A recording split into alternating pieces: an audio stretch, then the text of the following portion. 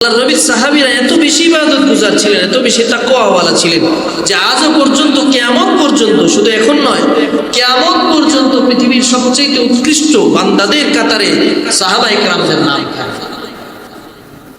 যারা পৃথিবীর বড় বড় বাদশা আছে, লিডার আছে, তাদের জন্য উৎকৃষ্ট উদাহরণ আল্লাহর নবীর সাহাবীরা। আল্লাহর নবীর সাহাবী হযরত ওমর ফারুক রাদিয়াল্লাহু তাআলা আনহু অর্ধ জাহানের খলিফা ছিলেন, অর্ধেক পৃথিবীর শাসনভার হযরত ওমর ফারুকের উপরে ছিল। এত বেশি ক্ষমতাশালী, এত বেশি প্রভাবশালী একজন বাদশা ছিলেন। কিন্তু হযরত ওমর ফারুকের চাল চলন কেমন ছিল?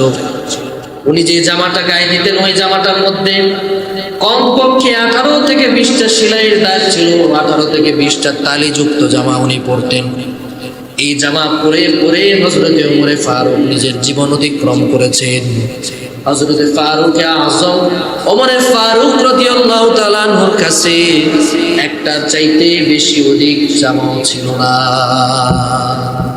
অর্ধেক জাহানের খলিফা মাত্র একটা জামা পরে জীবন পার করছে।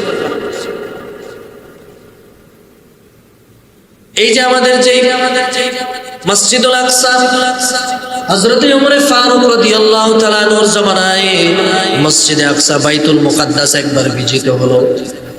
মুসলমানরা বাইতুল মুকাদ্দাস একবার জয় করলেন। বাইতুল মুকাদ্দাসে যখন মুসলমানরা জয় করলেন, হযরত ওমর ফারুক হযরত খালিদ ইবনে ওয়ালিদ রাদিয়াল্লাহু তাআলা আনহুকে ওই বাইতুল মুকাদ্দাসের চাবি নেওয়ার জন্য পাঠালেন।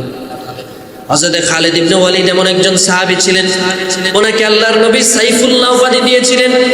অর্থাৎ খালিদ ইবনে ওয়ালিদ রাদিয়াল্লাহু তাআলা আনহু যতগুলো যুদ্ধতে অংশগ্রহণ করেছেন, একটা যুদ্ধতেও খালিদ ইবনে ওয়ালিদ রাদিয়াল্লাহু তাআলা আনহু হেরে আসেন না। সুবহানাল্লাহ। যেখানে গিয়েছেন জয় করেছেন। সাইফুল্লাহ, দ্য সোয়ার্ড অফ আল্লাহ, আল্লাহ তাআলার তরবারি উপাধি নবীজি ওনাকে দিয়েছিলেন। হযরত খালিদ ইবনে ওয়ালিদ যখন বাইতুল মুকাদ্দাস বিজয় করার পরে, জেরুজালেম বিজয় করার পরে মসজিদুল আকসার চাবি নেওয়ার জন্য গেলেন।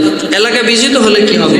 তৎকালীন আহলে কিতাব যারা ছিল, আহলে কিতাব ওয়ালা আলেম যারা ছিলেন, তারা বাইতুল মুকাদ্দাসের ভিতরে, একেবারে মসজিদের ভিতরে সেখানে বসা ছিল।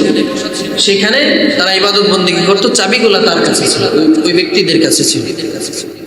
তো মসজিদুল আকসা, এই মসজিদুল আকসার চাবি নেওয়ার জন্য হযরত খালিদ ইবনে ওয়ালিদ যখন গেলেন, ওই পাদ্রীরা তখন, ওই আহলে কিতাবের আলেমরা তখন বলল যে তুমি আমাদের কাছে চাবি নেওয়ার জন্য এসেছো ঠিক, এলাকা তোমরা বিজয় করেছো ঠিক, জেরুজালেম দখল করেছো ঠিক, ওমর জিতেছে ঠিক, কিন্তু আমাদের কিতাবের মধ্যে জেরুজালেম বিজয়কারী বাদশার যেমন বর্ণনা দেওয়া আছে, তোমার সাথে তার সাথে মিলে না, কাজে তোমার হাতে আমরা চাবি দিতে পারবো। তো কি করা যায়? যে তোমাদের বাদশা যিনি, তাকে আমাদের কাছে আসতে বলো, তার সাথে যদি এই বৈশিষ্ট্যগুলো মিলে যায় তাহলে তার কাছে আমরা চাবি দিব। এছাড়া আমরা এই চাবি কারো কাছে হস্তান্তর করবো না, এতে আমাদের প্রাণ চলে যায় না। হযরত ওমর ফারুককে খালিদ ইবনে ওয়ালিদ রাদিয়াল্লাহু তাআলা আনহু একটা চিঠি লিখে পাঠালেন। খলিফাতুল মুসলিমিন, এরা তো আমাকে চাবি দিচ্ছে না, আপনি আসুন, এসে আপনি নিজের চাবি নিজে করায়ত্ত করুন, নিজে নিয়ে নেন আপনার চাবি।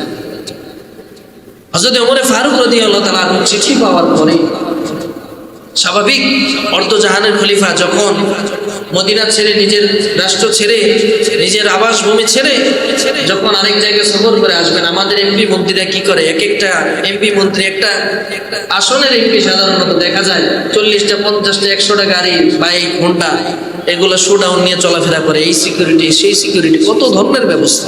কিন্তু উনি মাত্র সাথে একজন হাবশি গোলাম নিয়েছে, একজন কালো কৃতদাস, আর হযরত ওমর ফারুক নিজে, দুইজন একটা ঘোড়ার পিঠে রওনা। কিছু দূর রাস্তা হেঁটে চলেন, কিছু দূর রাস্তা আবার ঘোড়ার পিঠে করে চলেন। উদাহরণস্বরূপ 5 কিলোমিটার উনি নিজে হেঁটে চলেন, 5 কিলোমিটার উনি নিজে হাঁটেন, রাখালকে, ওনার খাদেমকে ঘোড়ার পিঠে বসান, আবার 5 কিলোমিটার ওরে নিচে নামায়া নিজে বসেন। সুবহানাল্লাহ। কি সুন্দর ইনসাফ ভিত্তিক বন্টন উনি করেছেন। কিভাবে মানুষের উপরে তিনি ন্যায় ইনসাফের আদর্শ মূর্ত প্রতীক তারা ছিলেন, মানুষের উপরে কিভাবে ইনসাফ তারা করেছেন।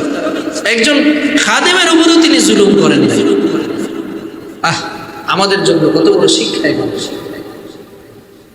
তো উনি যখন কিছু দূর যাওয়ার আগে মদিনা থেকে যখন বের হবেন, রাষ্ট্রের অন্যান্য সাহাবায়ে কেরাম যারা ছিলেন বললেন, খলিফাতুল মুসলিমিন এত লম্বা সফরে যাচ্ছেন, কত মানুষের সাথেই তো দেখা হবে, গায়ের জামাটা পরিবর্তন করে যান, একটু ভালো জামা পরেন। হযরত ওমর ফারুকও চিন্তা করলেন যে কথা তো মন্দ নয়, যাই জামাটা পরিবর্তন করি। জামাটা পরিবর্তন করে একটা সুন্দর জামা পরে উনি হাঁটছেন। কিছু দূর যাওয়ার পরে ওনার কাছে অস্বস্তি অনুভব হচ্ছে, ওনার কাছে খারাপ লাগছে যে না, এই জামাটার সাথে আমার সাথে যাচ্ছে না, ম্যাচ করতে পারছেন না। উনি আবার মদিনায় রিটার্ন করলেন। করার পরে খাদেমদেরকে বললেন যে দাও আমার ছেঁড়া ফাটা জামাটাই দাও, সেলাইযুক্ত জামাটাই দাও, এটা পরি, ওটা পরেই আমি স্বাচ্ছন্দ্য অনুভব করি। এই দামি জামা থেকে রোম পারস্যের বাদশাদের ঘ্রাণ আসে, তাদের দুর্গন্ধ আসে, এদের দুর্গন্ধ আমার কাছে কেমন যেন অস্বস্তিকর লাগে। আমি আমার ছেঁড়া ফাটা তালিযুক্ত জামাটাই পরি, এটাতেই আমি প্রশান্তি অনুভব করি। সুবহানাল্লাহ। ওনার জামাটা উনি কাউকে ধুইতে দিতেন না। জুমার দিনে এই জামাটা যখন পরবেন, জামাটা আস্তে আস্তে নিজে নিজে ধুইতেন, যাতে জামাটা কোথায় দিয়ে আবার নতুন করে ছিঁড়ে না যায়। হযরত ওমর ফারুক রাদিয়াল্লাহু তাআলা ওই তালিযুক্ত জামা পরে বাইতুল মুকাদ্দাসের দিকে রওনা হয়েছেন। বাইতুল মুকাদ্দাসের দিকে যাবেন। কিছু দূর যাওয়ার পরে বাইতুল মুকাদ্দাসের সামনে যখন চলে এসেছেন, ওমর ফারুকের আগমনকে কেন্দ্র করে বাইতুল মুকাদ্দাসের ওই পাদ্রীগুলো ঘর থেকে বের হয়ে এসেছে। ঘর থেকে বের হয়ে আসার পরে দেখে যে অর্ধজাহানের খলিফা ওমর ফারুক রাদিয়াল্লাহু তাআলা কোনো ধরনের আস্তাবল ব্যতীত, কোনো ধরনের প্রটোকল ব্যতীত একেবারে সাদা মাটা একটা খাদেমকে সাথে করে নিয়ে হেঁটে হেঁটে আসছেন। ওই পাদ্রীরা তখন সাথে সাথে চিৎকার মেরে উঠে বলল, ইনি তো সেই খলিফা, ইনি তো সেই বাদশাহ, ইনি তো সেই মহান শাসক যার কথা আমরা আমাদের আসমানি কিতাবের মধ্যে হুবহু পেয়েছি। তাদের কথা, সাহাবায়ে কেরামের কথা আগের জমানার আসমানি কিতাবের মধ্যেও ছিল। সাথে সাথে তারা তাদের ওই চাবিগুলা, বাইতুল মুকাদ্দাসের চাবিগুলা খলিফাতুল মুসলিমিন হযরত ওমর ফারুক রাদিয়াল্লাহু তাআলা হাতে হস্তান্তর করে দিল আর বলল, আমাদের আসমানি কিতাবে যেমন নজির আমরা পেয়েছি, যেমন বিবরণ আমরা দেখেছি, আপনি ওমর ফারুকের মধ্যে প্রতিটা বিবরণ, প্রতিটা উদাহরণ, প্রতিটা উপমা একবারে 100% হুবহু আমরা মিল পেয়েছি। আল্লাহ বলেন, যালিকা মাসালুহুম ফিত তাওরাত ওয়া মাসালুহুম ফিল ইনজিল। যেই মানুষগুলো আল্লাহ তাআলার প্রিয় হয়ে যায়, যে মানুষগুলো আদর্শ মানুষে পরিণত হয়ে গিয়েছে, ওই মানুষগুলার কথা আল্লাহ রাব্বুল আলামিন আসমানি কিতাবগুলোর মধ্যে দাখিল করে দিয়েছে।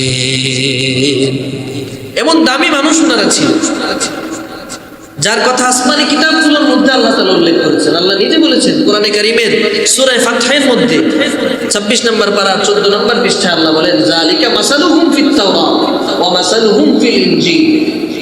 তাওরাতের মধ্যে, ইনজিলের মধ্যে এই সমস্ত মানুষের কথা আল্লাহ এনেছেন। কোরআনের মধ্যে আল্লাহ বলেছেন, রাদিয়াল্লাহু আনহুম ওয়া রাদু আন। কোরআনে কারীমের 30 পারা সূরা বাইয়িনার শেষ আয়াতে আল্লাহ বলেছেন যে আল্লাহ নিজে তাদের উপরে খুশি, তারাও আল্লাহ তাআলার উপরে সন্তুষ্ট। সুবহানাল্লাহ। এমন মানুষে আমাকে আপনাকে পরিণত হতে হবে, এমন বান্দাতে আমাকে আপনাকে পরিণত হতে হবে